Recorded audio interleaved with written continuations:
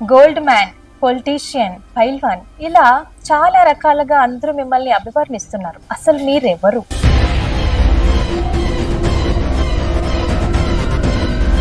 నాన్న RTC driver, ఇంత ఎలా సంపాదించారు? ఆంధ్రప్రదేశ్కి వెళ్ళి వచ్చి అంతా తెలంగాణ మొత్తం రియల్ ఎస్టేట్ ఇచ్చిరాము.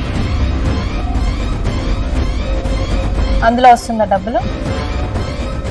మీరు ఇష్టపడి వేసుకుంటున్నారా లేకపోతే నాకు ఇంత ఉంది అని చూపించుకోవడానిక? ప్రతి ఒక్కరు చేసి మనం చేస్తే దాని వాల్యూ ఉండదు. ఇప్పుడు మీరు కష్టపడి సంపాదించారా?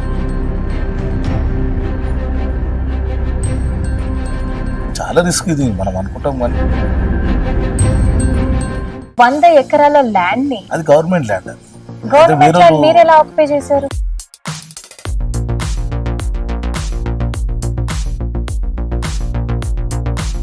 ఆయనే 30 కేసులు అయినా. ఇన్నిసార్లు జైలుకి వెళ్ళారు, ఏదైనా పెద్ద కారణం ఉందా?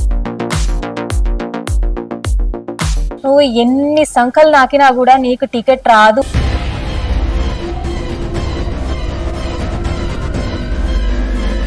బెదిరించడం, చంపడం, ఇలా ఇదే.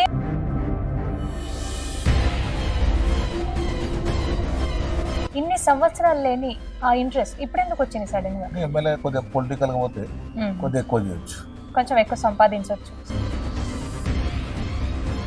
తెలంగాణ ఉద్యమకారుడిగా మీ పాత్ర ఎంత? రోడ్ల మీద వండుకొని తినడం. బీఆర్ఎస్ పార్టీ అధికారంలో ఉన్నప్పుడు చాలా మంది దోచుకున్నారని ఒక వార్త ఉంది. మీరు కూడా ఏమైనా అలా దోచుకున్నారా?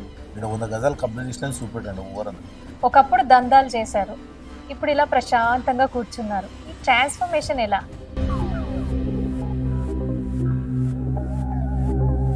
ఏ వస్తువు ఎక్కడుంది, ఏది ఎక్కడ ఉన్నదని ప్రతిదీ చాలా నీట్ గా చూపిస్తున్నారు. దొంగలు పడతారన్న భయం లేదా?